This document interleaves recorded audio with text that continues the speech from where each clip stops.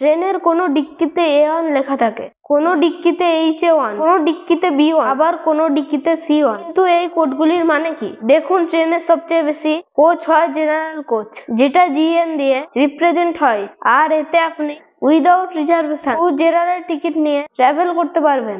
General থেকে উপরে আছে সেকেন্ড সিটিং, যেটাকে D দিয়ে রিপ্রেজেন্ট করা হয়, মানে এর নম্বর হয় D1, D2, D3, আর এটা নন এসি সিটিং কোচ হয়। এটাতে রিজার্ভেশন করে আপনি ট্রাভেল করতে পারবেন। সেকেন্ড সিটিং এর উপরে হয় চেয়ার কার ক্লাস, যা এসি সিটিং কোচ, এটাকে রিপ্রেজেন্ট করা হয় C দিয়ে, যেমন C1, C2, C3।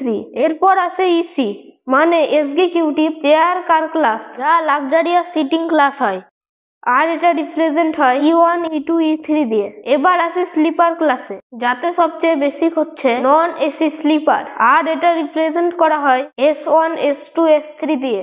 এর থেকে উপরে আসে থার্ড এসি ইকোনমি ক্লাস, আর এটাকে রিপ্রেজেন্ট করা হয় M1, M2, M3 দিয়ে। এরপর আসে থার্ড এসি, যাকে রিপ্রেজেন্ট করে B1, B2, B3 দিয়ে, আর সেকেন্ড এসি কে রিপ্রেজেন্ট করা হয় A1, A2, A3 দিয়ে।